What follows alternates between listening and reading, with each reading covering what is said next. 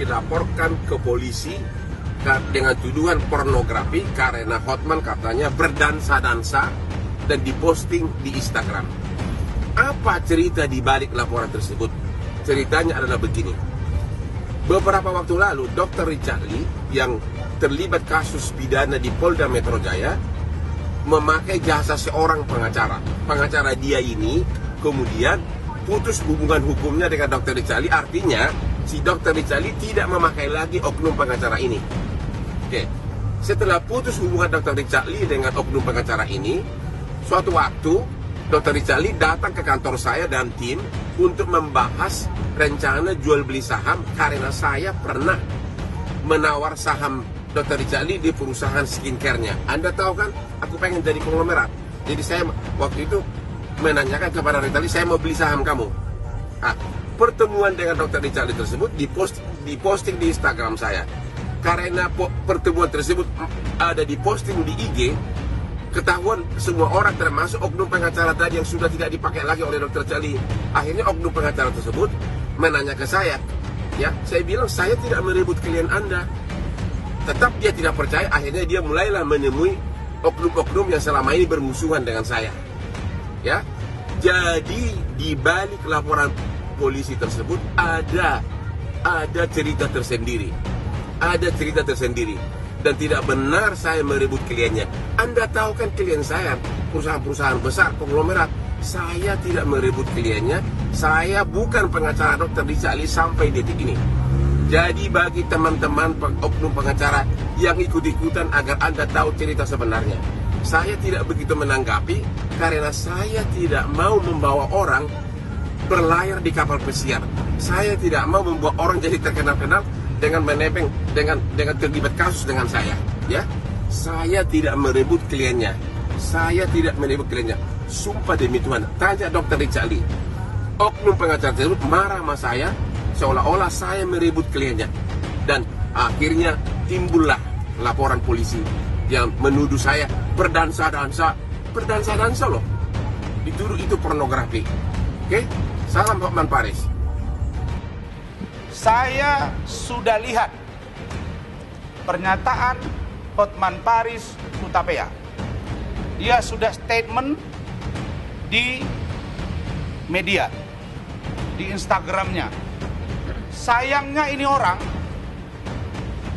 dia kan nangani kasus korupsi juga sering. Dia juga berbicara ke media, dia katanya host, presenter, pengusaha. Kok nggak berani ngomong sama media kayak saya ini? Ngomonglah, undang terang-terangan. Katanya dia kaitan dengan Dr. Richard Lee. Urusan Dr. Richard Lee, saya menduga keras dia terlibat. Ya, saya duga.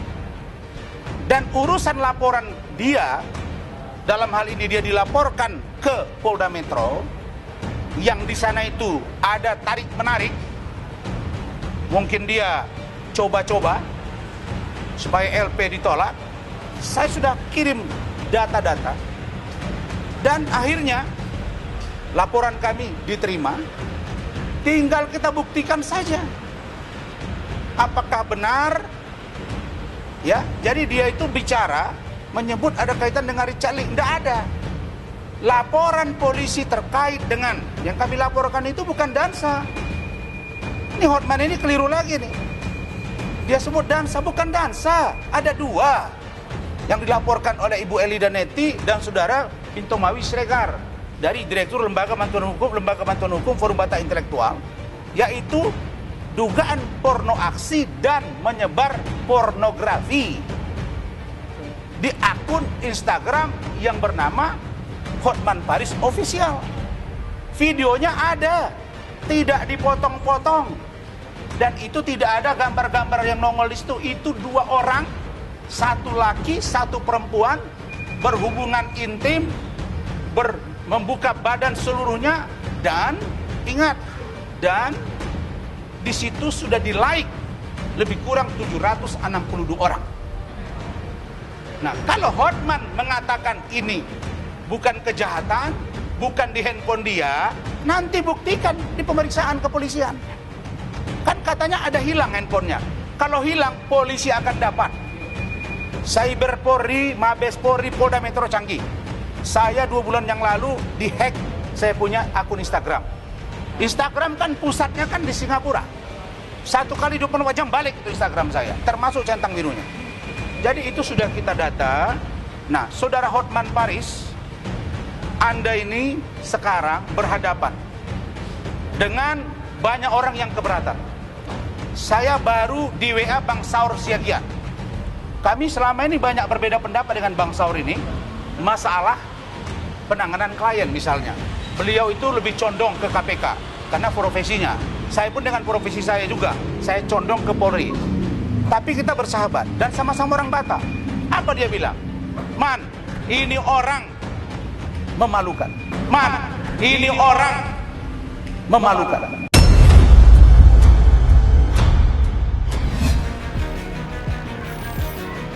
Pertanyaan banyak banget Bang tadi Bang. Pertanyaan banyak banget. Ya sejujurnya saya minta maaf dulu atas kegaduhan ini teman-teman. Dan saya juga kaget sebenarnya. Kenapa akhirnya ya sebenarnya ini perbuatan yang memang tidak bisa dibilang benar juga. Gue juga ngakuin salah. Perbuatan yang memang tidak bisa dibilang benar juga. Gue juga ngakuin salah. Jadi gue kenal sama Dea tuh dari setelah podcast. Setelah podcast tuh gue ngeliat dulu tuh di Twitter, karena gue main Twitter kan. Di Twitter tuh dia tuh sempat ada masalah sama mungkin dia kaget kali ya dengan sosmed. Akhirnya dia banyak banget tuh yang hujat waktu itu, tapi sebagai orang yang penasaran, gue pengen observasi untuk materi stand up gue. Akhirnya gue cari nomor teleponnya dia, dapatlah nomor teleponnya. Setelah dapet, barulah gue WhatsApp dia. WhatsApp sampai akhirnya kita cerita sebagai teman yang baru. Gue memberikan waktu gue untuk mendengarkan gitu ceritanya, karena memang sejujurnya teman-teman waktu itu memang dia lagi lemah banget. Sebagai teman yang baru gue cuman pengen menyemangati aja, dan bahkan dia sampai ada momen dia pengen bunuh diri. Ini ada chatnya, kalau lu nggak percaya lu bisa tanya. Tapi setelah momen itu barulah gue tanya, ini tentang masalah OnlyFans. Jadi sebenarnya lu jual konten gitu kan. Oh ya udah, karena memang niat gue intinya pengen membantu sebenarnya teman-teman. Karena gue pengen membantu, akhirnya gue memberikan uang langsung kepada dia. Kenapa tidak melalui OnlyFans? Karena mungkin pemikiran gue adalah ketika gue ngasih ke OnlyFans, nanti antar ada yang namanya potongan harga, potongan uang, mungkin ada fee dari OnlyFans-nya. Jadi akhirnya gue kasih dia langsung untuk membantu. Karena memang sejujurnya gue adalah berasal dari orang yang susah gitu. Gue tahu banget ketika ada wanita yang akhirnya menjalankan hal seperti itu, otomatis pasti ekonomi masalahnya. Jadi apa yang bisa gue bantu ya udah ekonomi. Dan kalau misalkan lu tanya kenapa akhirnya lu beli, ya udah, ya karena memang kan gue penasaran juga.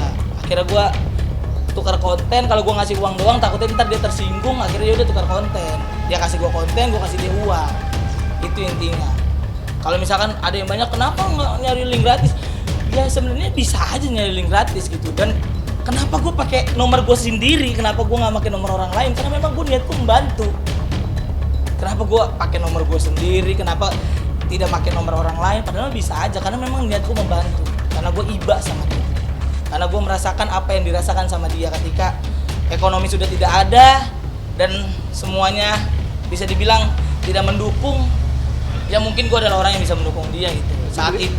Belinya waktu itu sekitar 1.400.000 emang. 1,4 atau 1,5. Berapa? Satu Google Drive guys. Jadi gue dikasih Google Drive sama dia. Setelah dikasih Google Drive, gue masuk Google Drive itu pakai password. Setelah itu baru gue hapus. Nah itulah gue nggak bisa masuk lagi karena gue password itu nggak ada lagi waktu itu. Jadi ketika gue hapus, gue nggak bisa masuk lagi. Jadi sekali aja waktu itu. Sayang bener sih 1,5 sekali ya. Iya, gue mikir gitu. Kenapa nggak beli token listrik man? Nah, Mas pasti tahu kan Google Drive itu gimana? Iya kan? Aku sudah bilang tadi padamu, Google Drive tuh ketika kita masuk harus pakai password. Ketika aku hapus itu dan passwordnya udah nggak ada, nggak bisa masuk lagi. Jadi sekali aja aku nonton. Tidak ada aku ngambek, bocor-bocor. Tapi aku ngambek tadi nih. Pas waktu gua kepetok kamera, bek, lu kenapa bang? Gua nggak apa-apa. Tapi belakang gua mengumpat. Padahal gua biasa aja tadi. Konsumsi pribadi, karena masa bayar tiba-tiba nyebarin lagi kan nggak mungkin. Bayar dulu baru gua kasih. Iya, tapi enggak dong kak, tidak aku lakuin kan. Gitu teman-teman. Enggak, saya nggak nyangka Pak. Saya minta maaf Pak, saya nggak nyangka. Hari ini sudah datang memenuhi panggilan penyidik, ya. Kemudian sedang dilakukan pemeriksaan, ya. Statusnya masih saksi, ya. Kaitannya tentunya teman-teman juga sudah paham, ya. Kaitannya dengan adanya beberapa konten yang dimiliki saudari Dea, yang dimana memuat video dan juga beberapa gambar yang memuat kandungan pornografi yang dibeli oleh saudara Marcel. Nanti perkembangan pemeriksaan hari ini ya menentukan langkah penyidikan berikutnya, termasuk juga status saudara Marcel. Ya, hari ini jadwalnya pemeriksaan Marcel aja. Semua keterangan yang diberikan oleh saudari Dea dan juga beberapa orang yang diambil keterangan sebelumnya kaitan dengan apa yang dilakukan saudara Marcel ini ya.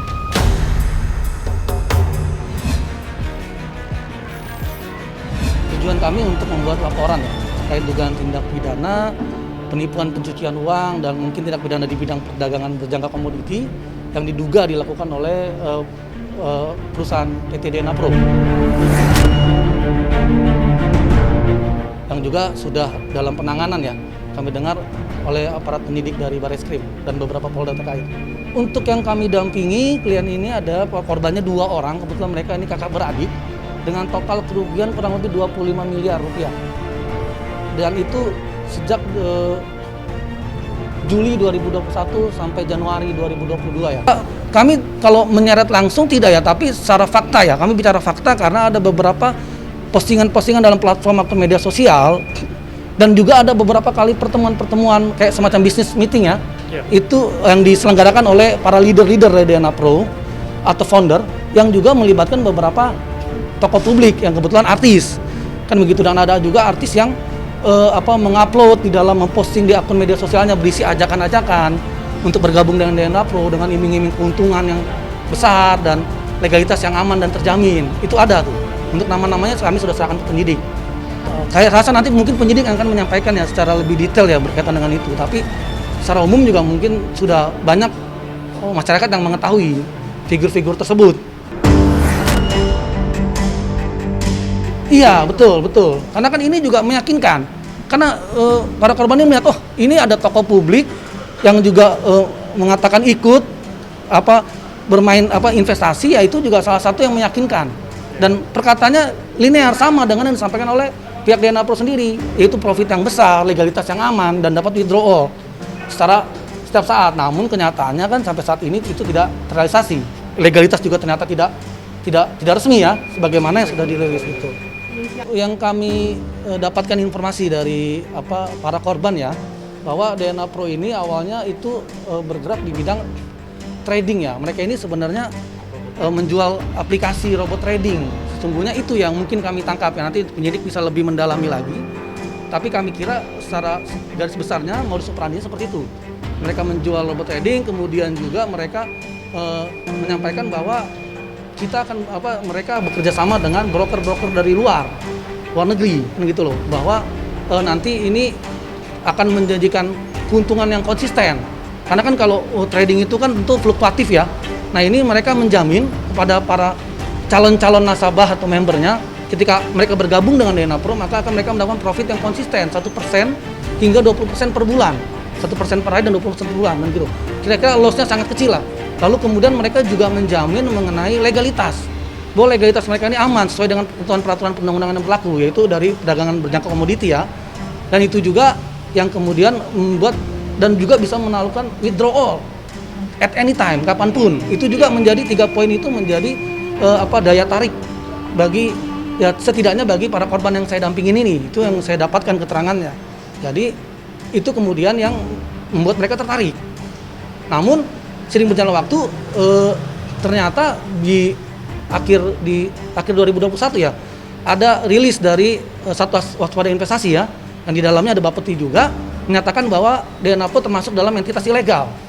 Dan kemudian kami mendengar berita juga ditindaklanjuti oleh Bapeti bersama Bareskrim untuk menindak dan menghentikan kegiatan DNA Pro, termasuk juga melakukan penyegelan. Dan itu kemudian membuat kaget ini para korban, artinya tidak sesuai dengan apa yang disampaikan selama ini. baik dalam pertemuan-pertemuan virtual maupun pertemuan onsite, dan itu yang juga disampaikan para leader-leadernya. Dan itu kemudian setelah itu ternyata aplikasi menjadi tidak dapat diakses. Lalu para korban yang saya dampingin ini mereka mencoba melakukan withdrawal, kan gitu loh. Ternyata itu juga tidak berhasil, kan gitu. Dan mencoba berkomunikasi langsung karena ada beberapa jalur pribadi dengan pengurus perseroannya DNA Pro. Dan mereka ada menyampaikan bahwa uangnya ada di Rusia, ada di broker katanya.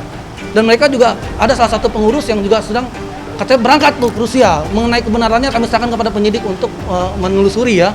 Katanya itu uangnya semua ada di Rusia, bukan mereka sedang mengusahakan. Dan atas dasar itu kami tidak pernah mengetahui, tidak ada transparan kemana uangnya. Yang jelas para korban mentransfer uang itu ke rekening yang ditunjuk oleh perusahaan DNA Pro. Oleh karena itu kami setelah mensomasi tidak ada jawaban, tidak ada kepastian penyelesaian, para korban memutuskan untuk melakukan laporan polisi, membuat laporan polisi supaya terkait dengan kerugian yang dialami. Mungkin ada ya profit, tapi karena ini belum lama jadi tidak signifikan ya dibanding dengan modal yang sudah disetorkan gitu loh. Ya, mengenai jumlahnya kami nggak ingat ya. Mungkin kami mesti lihat data, tapi profit mungkin ada, tapi tidak signifikan lah kira-kira lah. Mungkin sekian persen lah dari total keseluruhan modal yang uang real yang sudah diserahkan kepada DNA Pro yang kurang lebih 25 miliar ya, itu yang disampaikan oleh para korban. Kalau yang kami lihat aja dari pemberitaan juga itu sejauh ini ya dari rilis ya ada 97 miliar dengan ratusan korban ya. Tapi kalau dari fakta-fakta yang ketika para korban ini mengikuti mungkin ada ribuan ya dengan jumlah hampir triliunan. Itu bisa diketahui oleh para korban ini pada saat pertemuan-pertemuan itu selalu disampaikan berapa jumlah member yang sudah bergabung dan berapa jumlah modal yang sudah disetorkan.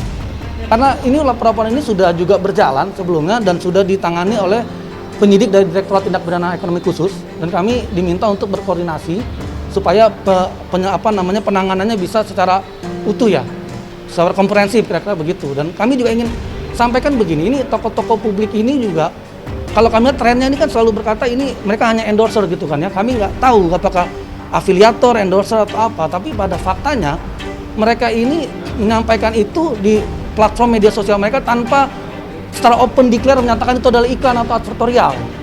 Dan itu membuat kami merasa itu bisa menyebabkan misleading di masyarakat ini, bahwa itu ada peristiwa real dan kemudian ketika terjadi masalah mereka mau coba disclaimer bilang oh kami cuma itu, dan itu tidak disampaikan. Itu saya rasa tidak sesuai ya, kalau kecuali mereka buat itu di media massa. Media massa kan jelas ada beda antara berita peristiwa real dengan iklan. Iklan kan tidak objektif ya. Dan itu yang saya rasa mohon nanti kedepannya dari pihak yang regulator terkait dan otoritas bisa mengawasi lah, atau bagaimana influencer ini untuk tidak membuat suatu konten-konten yang bisa menyebabkan kerugian ya bagi masyarakat banyak. Itu sih kira-kira.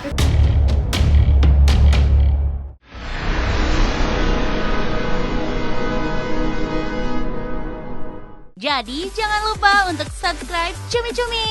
Ditekan ya tombol lonceng merahnya.